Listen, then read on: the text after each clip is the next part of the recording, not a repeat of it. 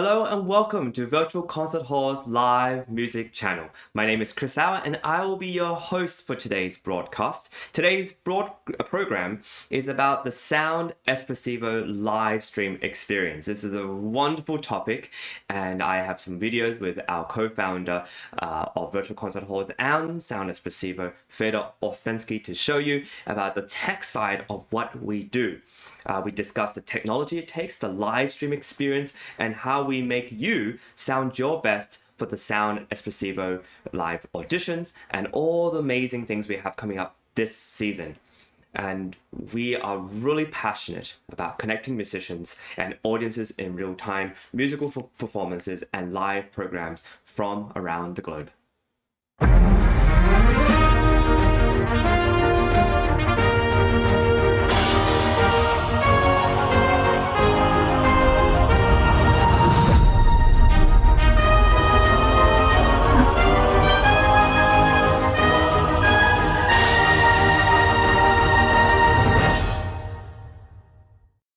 Welcome to Virtual Concert Hall's live music channel. My name is Chris Au and I'll be your host for today's show.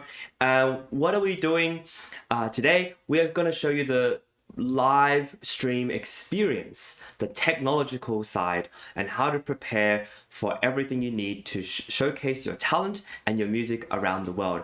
It's not as difficult as it seems, and with our world being inundated with technology and media, it's becoming more and more important to have these kind of things prepared at home or on the go in order to best showcase your music as well as maybe your voice and to be able to interact with an audience. We want to highlight today our co-founder of Virtual Concert Halls and Sound Espressivo Competition, FEDOR Ouspensky, who is an incredible musician, and all of our tech team are also amazing musicians who know how to play chamber music with all this technology we have with us so that we can broadcast your music to the best of its abilities. We are warming up our season and our algorithm and our interaction with you for our upcoming season ahead. We are going to show you some interviews we did with guest artists and performers and music promoters from previous seasons, but we are also warming up to have guest artists live for interviews and for panel discussions coming up very soon. So if you're interested in being interviewed by us or to highlight your program or what you want to do, we are here for you. Sound Espressivo, along with progressive musicians and choral orchestra, are doing an amazing season that we would love for you to be a part of. Right? We are broadcasted on all social media platforms and we have incredible partners with us for this coming season. So make sure you don't miss out on any of this really amazing stuff. We also want to show you how to apply and how to make best use of our season so you can be a part of our Carnegie Hall auditions as well as many other opportunities we have ahead. But before that, we're going to show you a little glimpse of what this competition and our season ahead looks like with this promo clip.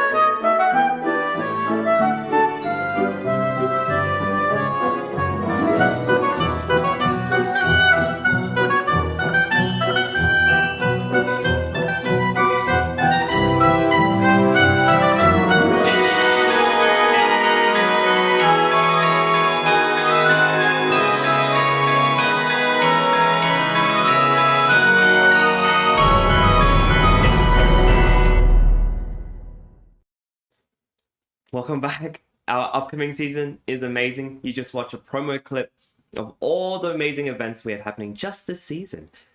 We are a young competition and audition platform, but we are also really amazingly willing and excited to highlight and showcase your music. So please If you have any questions for us, if you want to be a part of our programs, if you would like to apply and play in Carnegie Hall, I mean, who doesn't? Please make sure you write to us. But you can also go to soundespressivocompetition.com and check out our season. I want to introduce the guest for today, whose clips I'm showing you from previous seasons, and his name is FEDOR Ouspensky, incredible violinist and tech director, as well as co-founder of Virtual Concert Halls and Sound Espressivo Competition. He is a dear friend of mine and a dear friend of all the team that we have behind the scenes. He started taking lessons on the violin at the age of 5 at the Levine School of Music in Washington, D.C. He studied with Naoko Tanaka at the Juilliard School, Oleg Relatko at the National Symphony Orchestra Fellowship Program, and with the amazing, legendary Aaron Roseanne privately. He also studied with conducting with Maestro Mark McCoy and Maestro Glazer, and is not done with conducting yet, as I am quite sure of. In 2009, he became one of the founding performer members of Arts Are For All Ages, a not-for-profit organization in the Washington, D.C. area, which provides classical music concert to retirement communities. Teaching musicians is another one of Fedor's passions. He has taught young students of many different ages and levels, and he has also coached young violinists in preparation for youth and school orchestra auditions.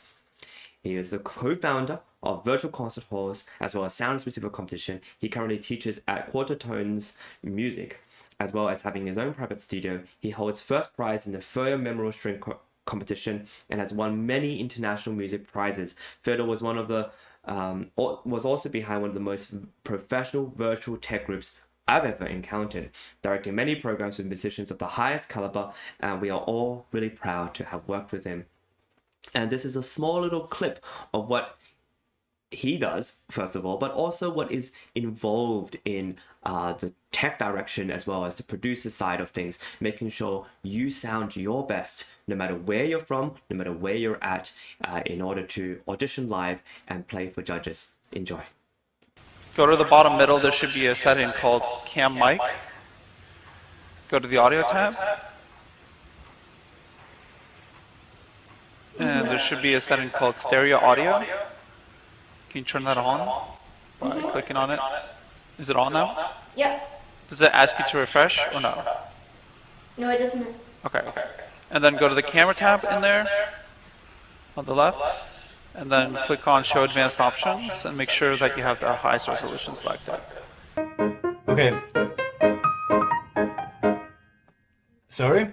Can you go again to cam mic settings? I'm not sure that you are stereo settings, that you have the right settings. Yeah, you should turn stereo audio on. Stereo audio should be on and echo cancellation off.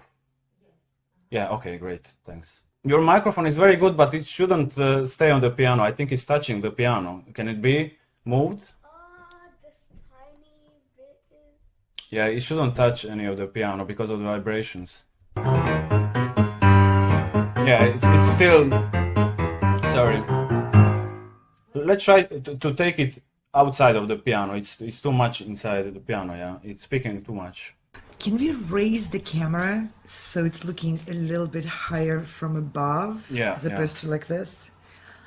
And maybe a little bit in distance so we can see full piano. A little bit farther away. Farther away. Mm-hmm. Yeah. But now you can see the lights. That's okay, we can move the lights out of the frame. Yeah. Go to the bottom middle, there should be a setting called... Wow, that's just part of what we do here. And we have an amazing tech crew as well as directors behind the scenes to make sure you sound the best, but also look your best. And we know a lot of things because the team are all musicians who are used to recording themselves, who are used to knowing the environment, the acoustics, and we love cooperating. What you're seeing behind the scenes is actually in the green room, in the tech green room, which we put you in before you are even remotely close to being live broadcasted all over the world. And we test and check everything, make sure you keep all the same settings. We teach you how to change things behind the scenes, and we also have sort of a grid and a table for us to move things like your microphone settings and all that, just so that you can sound your best. And by the time you're back on the live audition room to perform, and to be on the virtual stage, all you have to do is relax, sit back, and play. I know that's a lot more nerve-wracking than it seems, but we don't want you to be worrying about your tech as you go. So we do all of the stuff beforehand to make sure that's possible. And what do you need to do beforehand? Well, this is sort of what we're going to go through today, right? This world of live streaming is becoming more and more fascinating. It's becoming bigger. We have gamers who are making a living from live streaming, and I'm sure musicians can hop onto that as a part of what they do. A lot of musicians go on to Instagram Live or Facebook Live or TikTok Live in order to promote their music and to have interactions with people, in order to have questions asked of them during their performances, or even have live requests of performances. So part of what we do is prepare you, but we also know that if you're familiar with this, you can go on and take on the whole world with what you have. So I want to show you a little clip about this whole world of live streaming, which FEDOR knows very well, and it's integral to our society now, especially post-pandemic. Enjoy.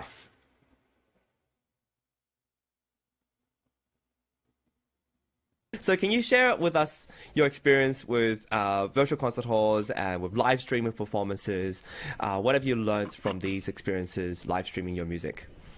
I think it's just such a empowering, I guess, experience to see live streaming be so prominent and so many people get interested in being part of it, and it just really, I think, unites the community around music, around live performance, around talking about music, and all of those things that seem to have kind of become, people were worried that it was going to become less present because of the pandemic, and I think that we've been able to really bring back that that energy that people have, and really highlight the musicians that are maybe still stuck at home, but they're still able to express themselves and do all kinds of programs and talk about music. It's really fun.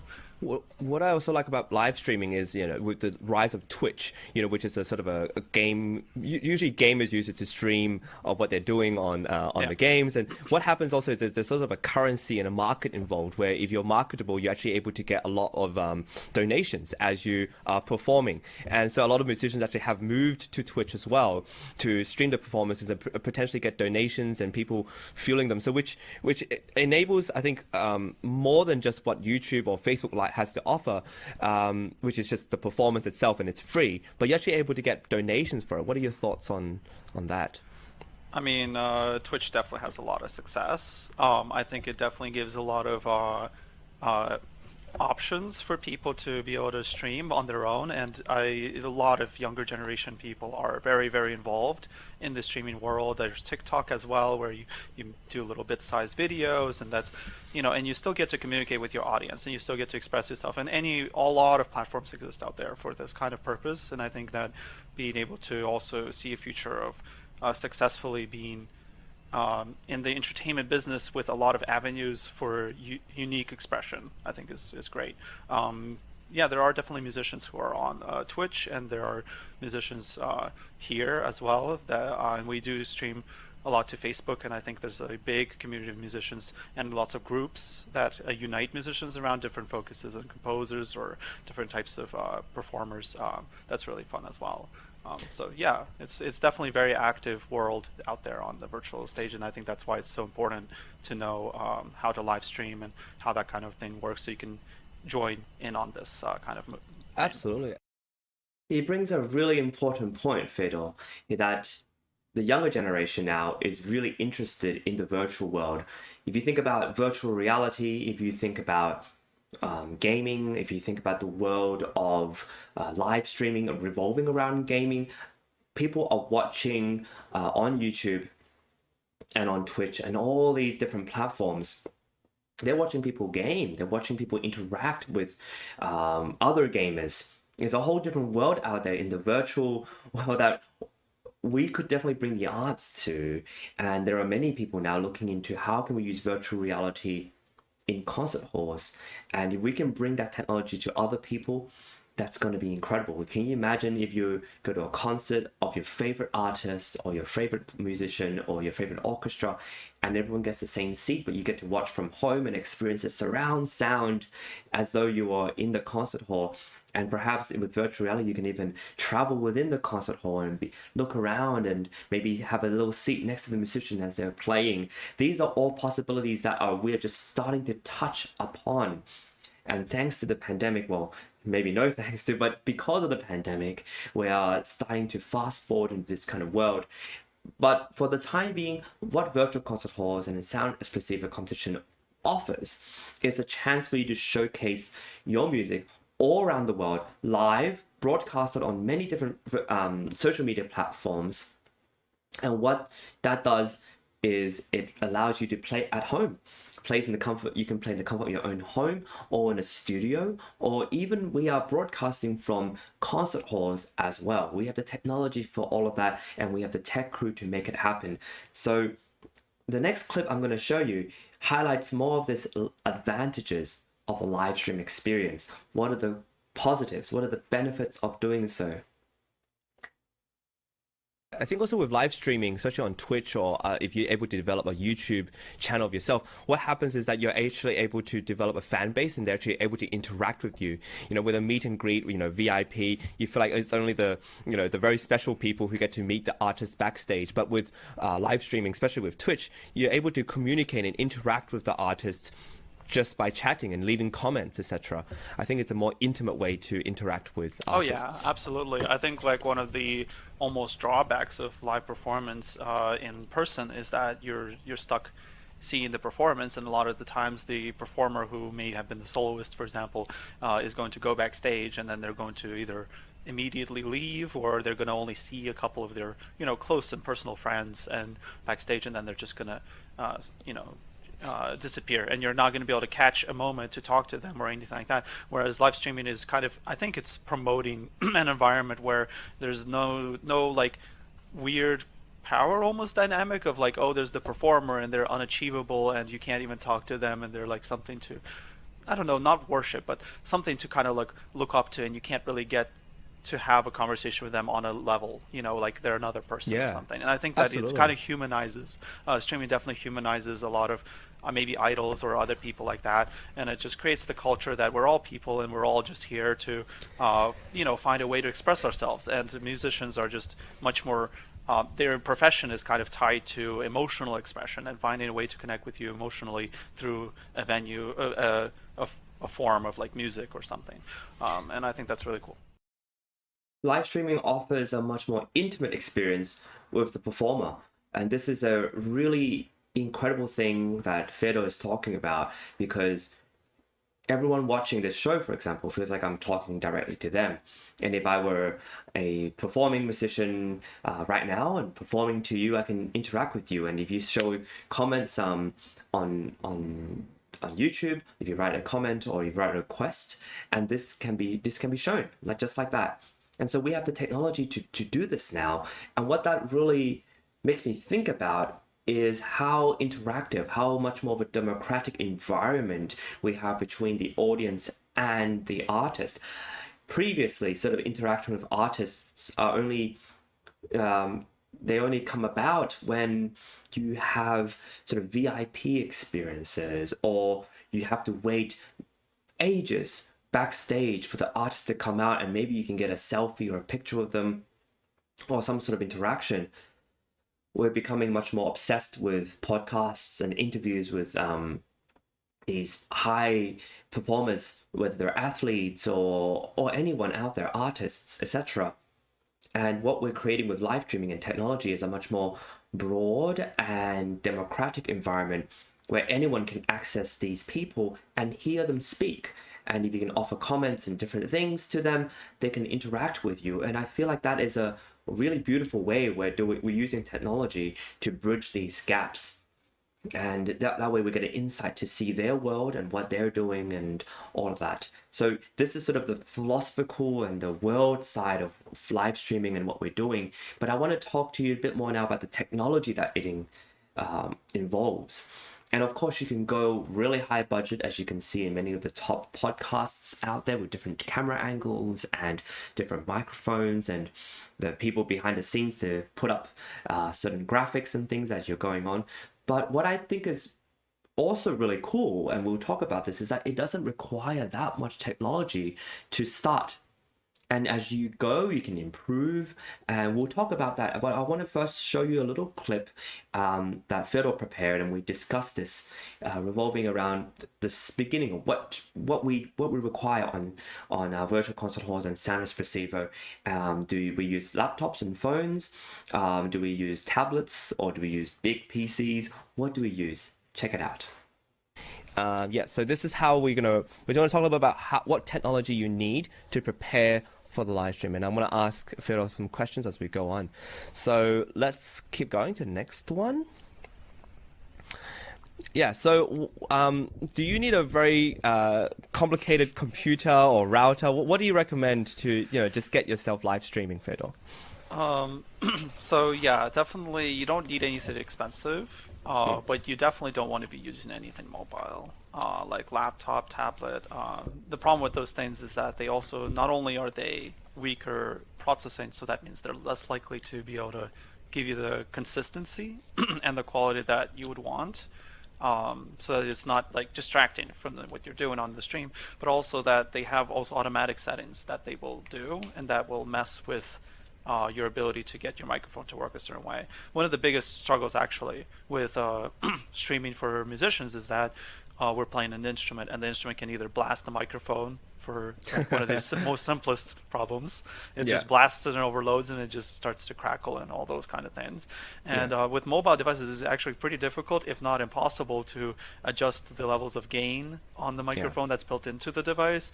And there's just so little customization because it's designed for portability and designed for ease of use. So it's designed really for conversation like this. Maybe for conversation like this you could get away with an iPad, but I don't think you could get away with it with performances, which is kind of our whole thing with virtual concert halls, is to host performances that are live and not pre-recorded or anything like that. Yeah, it's important to emphasize that a live stream performance is not a Zoom call or any sort of like chat that you have on Skype or anything. It requires a lot more nuances in technology, in seeing you and hearing you. So, wow. So what's really cool is, to start off, you need a laptop and something proper. What I've discovered also with live streaming is it seems like a lot to invest in the tech at first, but then all of the stuff that you have, as we discuss later on, they're usable for other things as well. And the more you upgrade your technology, upgrade your setup, it becomes a thing you can use in different circumstances, and it's applicable everywhere. And with the virtual concert halls and Sound Espressivo auditions coming up, and the more we do, the more performances we have lined up, you can use this again and again. So it's an investment not just for one show, it's an investment for the future. And if you get certain nice lighting, you can use that everywhere, all the time, even in a little professional video shoot or photo shoot. So we're going to talk a little bit more about the internet connection now and other technology, but we're starting off with making sure you have a good router. You want a connected connection with an Ethernet cable, as well as using a proper laptop or a PC or a MacBook or some sort of Mac, so that you have enough processing power to manage all of this without things lagging on. So the next clip will talk about the other tech, and I want you to check that out as well. Connecting by Ethernet cable, so you have a very solid connection. And as FEDOR introduced to us, an external USB streaming microphone, and also an external USB webcam. So I think these are essential purchases, and I don't think they're actually that expensive. What are your thoughts, FEDOR? Like, to get something good like this isn't really that expensive. So I'm pretty sure the microphone that was in the video is about $20 to $25, and plus a few dollars shipping. And I think it also comes with Prime, which a lot of people use Prime nowadays, Amazon Prime. So if you have that, it's free shipping as well within a day. So even if it's last minute, you want to join. For mic, that was for mic. For webcam, I think it's also maybe $30. So you're looking at like under $60. I mean, if you buy Ethernet cable, you're not going to go over 100. There's no way you're going to get to triple digits and have like the most basic essentials that will work.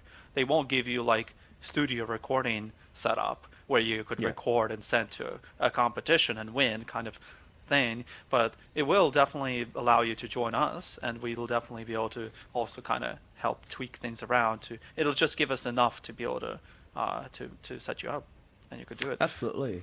And I want to emphasize, like, this is not just a one-hit wonder sort of thing. Once you buy these equipment, you can then do your own live streaming on Facebook. And one of the prizes that are actually given from virtual concert halls is a kind of a more in-depth guide to how to do your own live streaming, which I think either you or Frane is a part of giving, right? Yeah, and then like also like I'm just thinking about like the shelf life is because you're talking about like, oh, is this the one shelf life of a webcam is like 5+ years at least. Webcams never break, like unless you literally throw it across the room or something, because you're just so mad at how your face looks. I don't know. Or how your person you're talking to looks. that can happen. No, but yeah, webcams have amazing shelf life. Microphones have slightly less so amazing shelf life, but just incredible. Like 5+ years on mics, and I'd say 7+ years on webcams. If you just like, I mean, the webcam is just sitting on your monitor, and that's it. Yeah, and then I think there was also like the Ethernet cable thing that was mentioned. So internet connection is quite important, and depending on location, you might have really bad wireless connection. But Ethernet is always going to be an upgrade to whatever your wireless is, because it's a direct line. So there's no like, oh, walls. Because one of the things people don't think about is the walls and the floors. If you're like a floor away from your router, and if there's a wall in between, even the door closed open, like, just having any kind of object that's in between your router and where you're receiving the connection from is going to create fluctuations, because that signal is going to bounce off the walls. And it's going to be weaker, and it's going to be less consistent. Consistency is really, really important. Yeah, it doesn't. A lot of people who will say, "Oh, I have a great internet connection," but if they're connected by Wi-Fi, and like you said, there's a door, or they're upstairs and the router's downstairs, you just have too many obstacles, and the signal can get lost sometimes. So Ethernet cable, I have to say, it's a lifesaver. And you can get really long ones too. I think I've got like a 5 to 10 meter one, and I just connect it to anywhere I'm at. I say I need an Ethernet cable connection. It just gives me steady. I mean, even if you're not live streaming, but you're like watching something on Netflix, or you're having conversations with people online, is just so much smoother. Oh yeah, that's another good point. People don't think about this, but bandwidth is definitely still a part of internet, whether it's Ethernet or not. I mean, Ethernet connection means it's going to prioritize making sure that there's consistency to whatever's connected wirelessly versus the ones that are connected wirelessly. So not only that, but also if your kid is like downloading a show from YouTube or something, or they're just doing some kind of like heavy duty stuff, that's going to also lower the bandwidth that you have for your stream. Streaming is definitely the highest bandwidth, one of the highest bandwidth consistently things that you can do online. That's why it's so important to buy equipment. Yeah, and if you're going to invest in doing this, you might as well do something good, so you give yourself the best experience possible. And imagine if you get disconnected while you're giving a performance, like how much of a letdown is that? It would just be disappointing for everyone and yourself, and you just feel like, oh, I don't want to do it again. This was just such a horrible experience for me. Wow, so just to summarize for everybody, Ethernet cable, very important thing. Briefly, I'm using a Zoom H5 microphone right now, which I think is the best investment I have ever made. Back then, when I first bought it, was about $200 US. Now the price has risen to about $300, but I still think it's worthwhile getting. I have a Logitech webcam, and I have my lifesaver, which is the Ethernet cable. Now, all these are investments, but they're investments for the best streaming experience. The thing about live streaming is you don't always know what the people out there are getting. And we have tech producers to make sure what the audience is getting is really good. But sometimes, as the person performing, you want to make sure you're giving yourself the best chance to produce something that people out there are going to enjoy, and not have any sudden lagging things, right? You don't want that. You want everything to be smooth. And if it's a connection problem, it's the last thing you want. You don't want to be stopped in the middle of a performance because you find out no one's getting any of the things that you're playing. So just to reinstate and to review, inexpensive equipment that's worthwhile investing into. You want to make sure you get a great Ethernet cable, and that will prioritize your bandwidth. You get the best bandwidth and also the most steady and consistent connection. Now, we'll go to the next clip, which is testing speed and using headphones. And this will give you another little depth in terms of what we do behind the scenes.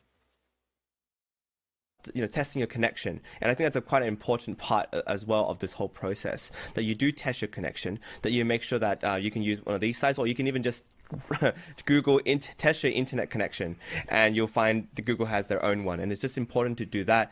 The next one is actually using earbuds and headphones versus using speakers. Can you talk a little bit about, you see a lot of podcasters, they all have headphones on. What is all this about?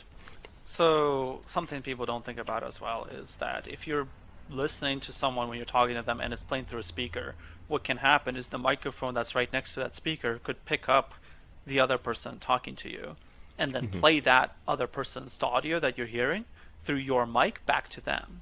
And so what's going to happen is when I talk, say if I wasn't wearing headphones and Chris was talking, it would play that into my mic, and then Chris would hear himself back, like maybe a second later, and that's extremely distracting. And you can even hear it on the broadcast as well if you're trying to stream. So the headphones are really important if you have more than one person and you're talking. Yeah, extremely important. It can be earbuds, you can do Bluetooth. It really doesn't matter as long as the audio isn't playing through a speaker and it's not audible for the microphone. That's really important. So then that's another thing you have to invest in. But I have to say, most people already have their own headphones and earbuds. It's not like that you have to invest another thing, but it's important to use like pretty good ones, right? Yeah, you'd be surprised. There are a lot of people who do come in with us with speakers, and or they use a laptop and they just use everything built in. You do need earbuds. You do, at the least, if you're going to use a laptop setup and you have everything built in, you have a webcam, you have a then you at least need some kind of earbuds to listen to. So important to have headphones. I mean, I'm using these. I also have the over ear ones as well, and they're a lifesaver. I mean, the reality is that if you're a musician and you're recording yourself and you're doing all of this stuff in order to submit things online, but also for an audience to hear online, you're going to need a lot of this technology. So just to summarize, like a Zoom H5 or some, which is about $300 US, but you can also get a Blue Yeti mic, which is much cheaper, about $120 US if you get a good one. Good webcam, a good set of headphones, Ethernet cable, making sure your internet connection is solid. These are all things that are definitely worthwhile investing in, and they don't just apply for that 1 hour that you're giving that performance or live. It's something that you can continuously use. So the last thing I want to talk about very briefly, and I want to show you a clip, is sort of the lighting for live streams. And it's not always optimum. People have different lighting setups. You can use one of those ring lights, which are very popular. And I think those are probably one of the best investments too, because they're not that expensive, and you can change sort of the brightness level, but also sort of the color of the light that's coming out, depending on how you want it to look. And so this next clip talks a little bit about lighting, and I hope you enjoy. The last thing I think we showed is the lighting. So lighting is probably the last little thing. Speaking of lighting, the sun is coming in. It's making everything look, making me look horrible. So I might have to throw this one in the bin too.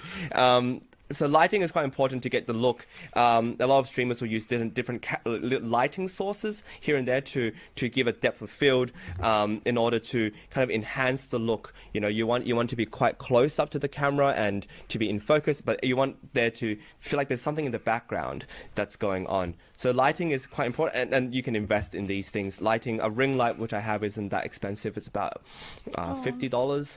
Yeah, lighting can get like kind of like, oh, I don't know what to buy. How do I know what to buy? The most important thing is just don't have the lighting pointed at you from the back. Get it pointed from, like, your webcam's in front of you. Lighting should be not behind, like, me. It should be in front of me. Otherwise, it will look like I'm a dark, shadowy murderer in some scene, and there's, and all you can see is just the room darkness, and that's it. I don't know. Yeah. It'll look creepy instead of, you'll see, so you want the light from here forward. Yeah, if you trust the sun to be your light source, it can be difficult. Sometimes you have the sun coming right through and the camera will have to adjust. So a lot of different lighting options are available. And honestly, people who do sort of YouTube videos, they actually get curtains, blackout curtains, so that they can fully control the light that they are using. And they have different sort of lighting setups. But these can that can be, you know, quite expensive. But a simple setup with a ring light or something like that will be just sufficient. Now, all of this said, I hope that you'll seriously consider joining us for this upcoming season. We have a really incredible season up ahead. 4 different Carnegie Hall audition gala events. We have 4 different opportunities to play with orchestras from all around the world, and many different other opportunities from classical music, for example, with audience favorite awards. We have so many different connections we're building with music promoters all around the world. It's an incredible season, and I want for you to apply. And this tech broadcast is designed in a way to help you get to know what you need to prepare for it. Apart from the musical things, which is important, which we also talk about in different broadcasts, we want to tell you about the tech side of things and show you that, yeah, it's possible. You can do it and you can bring it in, and we'd love to have you. And so this is a little video just to promote what's happening this season. I hope you enjoy. Hey, check this out. I know you have always dreamed of performing in Carnegie Hall. So I think this 2023 to 2024 season at Sound Espressivo will be perfect for you. As a platform, we host live online auditions so you can share your music with the entire world. Then we send you to incredible in-person venues like Carnegie Hall so you can perform solo, as a duo, as an ensemble, and with orchestra. This year we have a total of 4 gala events at Carnegie Hall, as well as 4 different opportunities to perform with orchestras in the US, in the Czech Republic, and even in Egypt. We want to help you fulfill your musical dreams. Go to soundespressivocompetition.com to check out our season and to apply. But there you have it, right? I just want to emphasize also that this upcoming season is one of the most exciting ones we are doing yet, and we are on a journey to create even more opportunities. So if you're watching from LinkedIn or YouTube or Facebook, and you are a music producer, you're a music promoter, you have venues and even orchestra or ensemble that you want to get out there and have young musicians perform in, this is the perfect place for it to be. Right? The fact that you're watching this on LinkedIn and watching all our seasons, we've been doing this since year 1. We've been doing this since the beginning. And so we're just getting more experience and more expertise on how to manage everything. And we can do video editing, social media management, and put all of this together so that your organization and your ensemble, whatever it is that you want to show the world, is available for young musicians, but also for yourselves. One extra thing, composers. If you're out there and you're watching and you want to be a part of this, we will play your music. We will find performers to play your music, young performers at that too. And what better way for your music to be performed than at Carnegie Hall and some of the biggest venues and live, all broadcasted all over the world. People are watching this show at the same time as you on LinkedIn, Facebook, YouTube, and all our incredible social media platforms that are out there. So I encourage you to check us out. You can go to soundespressivocompetition.com, progressivemusician.com, or choreorchestra.com to see all that. And I want to thank all of our sponsors. Sponsors out there, we love you. Thank you so much for supporting us, from Brilliant Talent Discovery all the way to Colburn School, from Adult Oaks Music Library, everybody who's been there from the beginning, everyone who's supporting us now, including our new partners in different orchestras all around the world, literally. We are specializing in a sort of hybrid model of online organizations, music organizations that operate online as well as in-person, and in-person venues. And this is just the beginning. We're doing so many things to make sure that artists and performers around the world get heard. And you can be a jazz musician, a world musician, a musician of different genres, musical theater, opera singer, a musical theater performer. Whatever you are, please consider checking us out if you want your performances to be broadcast around the world. I also want to give a huge thanks and a big clap to our team. our amazing team who have been with us a very long time, developing, working together. We are so glad you are part of us, that you have been there, and we wouldn't be able to do this without you. So big hand to our team. And with that, we are doing shows every day at noon. Every day, you heard that right, at noon, we're doing shows to promote our program, but also in hopes to include you and to highlight the things we're capable of, and to show you that this is a platform that doesn't concern itself too much on ourselves and promoting us, but we want to promote you. We want to be a platform that highlights you and gives you the connections so you can soar in this world of music today. We will browse through topics on career, competition preparation, the music industry, and much more. So make sure you continue to tune in at 12 and at 10 a.m. We have also a different show as well. Many shows coming up. We look forward to seeing you there next time. Everyone, have a great day. No matter where you are or who you are, music connects us all. We started with a dream, but now we are paving the future. Welcome to the Sound Espressivo Global Competition. Fully virtual, yet bringing musicians closer together than ever before, now on a global scale. True live, inclusivity, diversity, connection, community, an extraordinary array of judges. Get noticed by companies all over the world. Prizes, scholarships, performance opportunities. Apply to be a part of the most exciting congregation of artists like nothing you've ever seen before. We guarantee quality and leave no musician behind. We can't wait to hear you on the virtual stage.